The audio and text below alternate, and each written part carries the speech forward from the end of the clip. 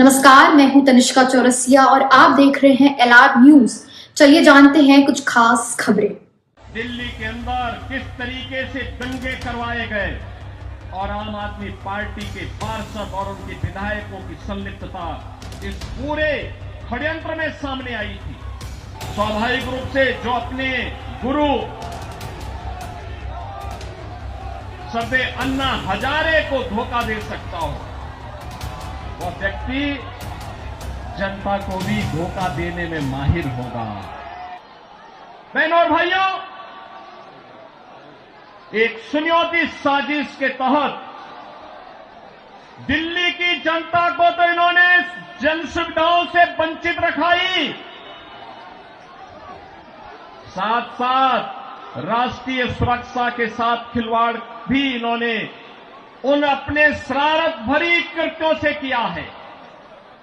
आपने देखा होगा 2020 में दिल्ली के अंदर किस तरीके से दंगे करवाए गए और आम आदमी पार्टी के पार्षद और उनके विधायकों की संलिप्तता इस पूरे षड्यंत्र में सामने आई थी। ये लगातार राष्ट्रीय सुरक्षा के साथ खिलवाड़ कर रहे हैं। स्वाभाविक रूप से जो अपने गुरु सरदे अन्ना हजारे को धोखा दे सकता हो, वह व्यक्ति जनता को भी धोखा देने में माहिर होगा। देश को भी धोखा दे रहे हैं, जनता जनार्दन को भी धोखा दे रहे हैं। लगातार अपने वक्तव्यों के माध्यम से ऐसे वक्तव्य जारी कर रहे हैं जिसमें अब मैं विश्वास के साथ कह सकता हूं कि दिल्ली की जनता आने वाली नहीं है। और मैं यही अनुरोध करने के लिए आया हूं। बहनों और भाइयों, मैं आपको एक बात और कहना चाहता हूं। मैं आपसे एक बात और कहना चाहता हूं। जो यहां पर आम आदमी पार्टी की सरकार और आम आदमी पार्टी जो लगातार कह रही है, ये लगातार एक बात को कह रही है कि इन्होंने यहां पर बिजली दी है। बहनों और भाइयों, एनडीएमसी का क्षेत्र जहां बिजली मिलती है 24 घंटे, वह गृह मंत्रालय और शहरी विकास मंत्रालय भारत सरकार के अंतर्गत आता है। शेष दिल्ली में पावर कट देश के किसी भी बड़े महानगर से, किसी भी नगर से ज्यादा पावर कट है। मैं कह सकता हूं उत्तर प्रदेश की आबादी 25 करोड़ की है। हर जिला मुख्यालय को 24 घंटे की बिजली आज के दिन पर हम दे रहे हैं। और बिजली का पर यूनिट दाम उत्तर प्रदेश में एक सामान्य उपभोक्ता के लिए अगर है तो यह 3 से 3.5 रुपए है, इससे ज्यादा नहीं है। दिल्ली में यही 9 से लेकर 10 रुपया है। यानी उत्तर प्रदेश से 3 गुना पैसा लेते हैं, लेकिन 24 घंटे बिजली यहां पर नहीं दे पा रहे हैं। बहनों और भाइयों, मैं केवल आपसे एक बात कहना चाहता हूं। जो लोग आपके साथ खिलवाड़ कर रहे हो, आपको जन सुविधाओं से वंचित कर रहे हो, दिल्ली की पूरी तस्वीर को बदसूरत कर रहे हो, राष्ट्रीय सुरक्षा के साथ खिलवाड़ कर रहे हो, ऐसे लोगों को सत्ता में दोबारा आने का कोई अधिकार नहीं होना चाहिए। कोई अधिकार नहीं होना चाहिए। आज आपके सामने भारतीय जनता पार्टी की डबल इंजन की सरकारें आपके पास काम करती हुई अगल बगल के राज्यों में नजर आ रही है। उत्तर प्रदेश है, हरियाणा है, राजस्थान है, मध्य प्रदेश है, छत्तीसगढ़ है। इन सभी राज्यों में जाकर के देखो।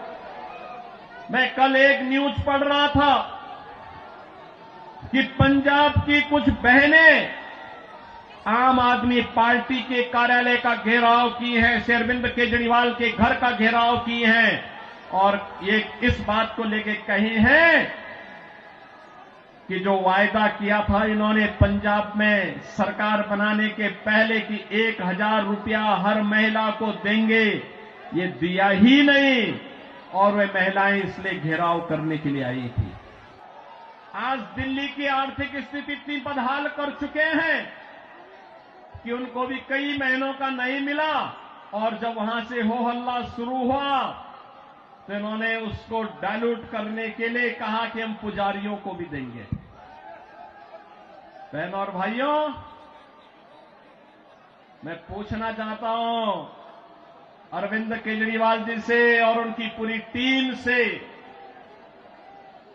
क्या किसी मंदिर के सुंदरीकरण की कार्य योजना को उन्होंने कभी आगे बढ़ाया? कभी बढ़ाया? मॉडल देखना हो तो आइए काशी में काशी विश्वनाथ धाम को देखिए। मॉडल देखना हो अयोध्या में श्री राम जन्मभूमि पर भगवान राम के भव्य मंदिर के मॉडल को देखो। मॉडल देखना हो तो प्रयागराज में आइए। प्रयागराज में महाकुंभ के आयोजन स्थल को देखो। आस्था का सम्मान ऐसे होता है। 1000 से अधिक ऐसे विरासत से जुड़े हुए धार्मिक और आध्यात्मिक स्थलों के पुनरुद्धार और सुंदरीकरण का कार्य के लिए उत्तर प्रदेश के अंदर चल रहा है या पूरा हो चुका है।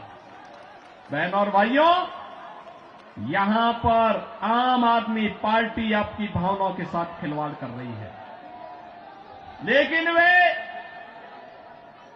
भत्ता देने की बात और मानदेय देने की बात करते समय भूल गए कि उन्होंने बौद्ध मठों से जुड़े हुए भंतों को छोड़ दिया है। बनते भी पाए इसकी उनको चिंता नहीं। भगवान वाल्मीकि के समय से वाल्मीकि समुदाय से जुड़े हुए तमाम हमारे संत वाल्मीकि मंदिरों में पूजा अर्चना करते हैं, उनको उन्होंने भुला दिया, उनके एजेंडे में कहीं नहीं। आम आदमी पार्टी के एजेंडे में रविदासी मंदिरों के पुजारी नहीं है। यानी आज भी इनकी तुष्टीकरण की जो पॉलिसी चली आ रही है, बांटो और राज करो की पॉलिसी चली आ रही है, वह अभी भी मानदेय और सरकारी पैसे से उस मानदेय या भत्ता देने में भी उसमें ये लोग परहेज नहीं कर पा रहे हैं। और इसीलिए तो मैं आप सबसे कहना चाहूंगा कि बहनों और भाइयों, आज प्रधानमंत्री मोदी जी के नेतृत्व में हम एक नए भारत का दर्शन कर रहे हैं।